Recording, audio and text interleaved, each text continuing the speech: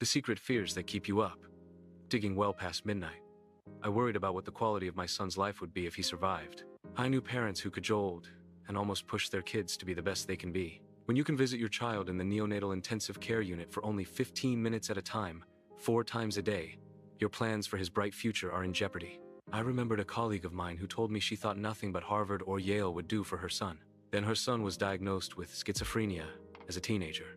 Once he reached his early 20s, his mother said that if he could keep even a menial job for more than a few weeks, she was just as proud as she would have been had he not been sick and was in an Ivy League school. It never ceases to amaze me how many of the executives I know appear successful externally, but internally are a mess. And I'm referring to those at the highest levels of an organization. It seems that the more they achieve, the more distressed or anxious they become. These professionals sit in the power seat and are universally admired for their work ethic and success. Some are kind, others more cutthroat, but all are respected for their skills and accomplishments.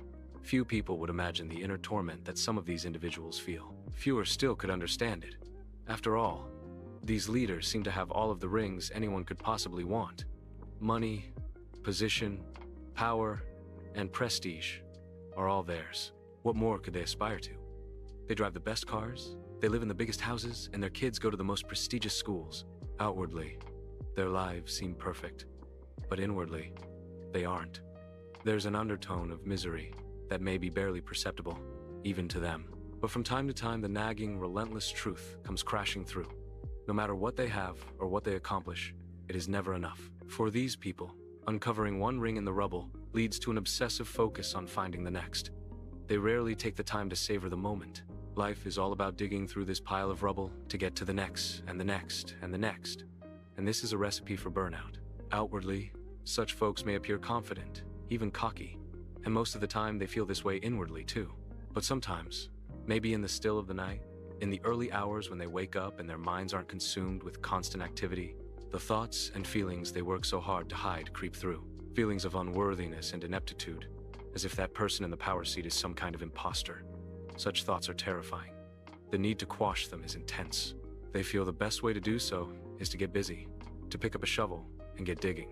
Because maybe when such people find that next ring, get that promotion, earn that bonus, make that sale, or deliver that product, maybe then they'll finally feel like they've made it, and they'll find the peace and contentment they seek. That's the hope, but it rarely turns out that way. My wife, Peggy, is a leadership coach for senior executives. She told me about one executive she met who stood out from all the rest. He was attending a leadership program and emerged as a leader among his peers. All the other attendees at the program looked up to him and took their cues on how to behave from him. Peggy said that this guy was the total package. He was tall, handsome, and smart. His interpersonal skills were excellent. He was a husband and father and the head of a business that was doing quite well. Many months after the program, Peggy was shocked to hear that this man had committed suicide. She learned that he had left a note, but she did not know what it said. But she did learn that the man had left an ominous sign on top of the note was a mask. I can't pretend to know why this man, who in most of our eyes had it all, would choose to take his life. But it at least seems clear that his outer appearance did not match his internal experience. The mask suggests that he didn't see himself as the man that other people thought he was. And who he truly was, we'll never know. But I do know that for some of us, this man's angst is not totally unfamiliar. We too carry demons that no one else sees or knows about. Thankfully, most of us never reach such a point of desperation that we attempt to take our own lives. Nevertheless, life is not as fulfilling as we might like, despite our outer trappings of success. In this situation, all the rings in the world won't give us the inner peace we seek. Finding the ring becomes an internal battle for our heart and mind. That's a battle you can wage and win. Here's how. I won't bore you with psychological theory, but rather, let me get right to the crux of the matter.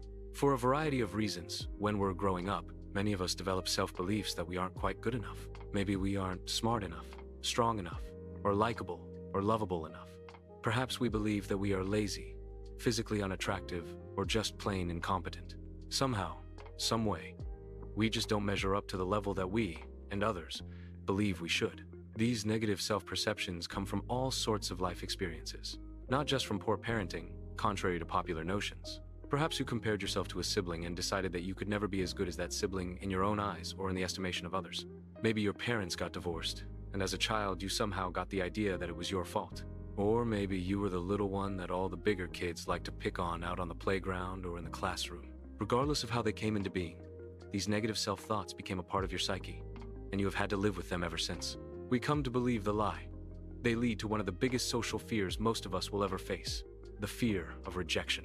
No one wants to think and feel that he or she isn't good enough, and risk rejection from his or her chosen peer groups and loved ones. So, we learn at an early age to engage in behaviors that are designed to keep these negative self-perceptions and emotions at bay. Low counter fears of being stupid. For example, maybe we study hard and become smarter than everybody else to offset the belief that we are not likable or lovable enough. Maybe we develop a pleaser personality, always worrying about and striving to make other people happy. Whatever the fearful self-belief is, we tend to do its opposite. And in spades, it's an unconscious process. But in this way, we keep the negative beliefs and feelings under wraps, as well as our fears that the group won't accept us. The good news is, to some degree it works. Often, our compensatory behaviors drive us to do many of the things that ultimately bring us great success. We work hard, in fact, pleasing teachers and later bosses, and we keep on digging for rings of opportunity long after others have given up. Rather than rejecting us, others reward us for such behaviors. Our family and friends praise us for our accomplishments. At work, we get promotions, raises, and opportunities to assume greater responsibilities. This feels good, so we repeat the behavior, which results in similar outcomes. The cycle feeds on itself, and the negative internal beliefs become buried under an avalanche of external signs of success. But the downside of this dynamic remains.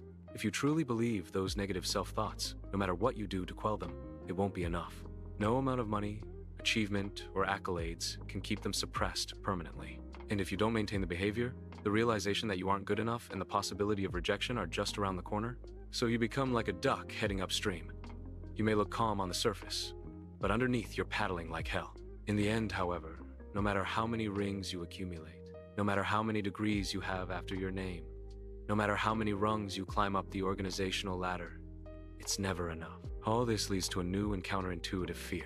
The fear of success. In the previous chapter, we discussed how the fear of failure sometimes keeps us from digging for the ring.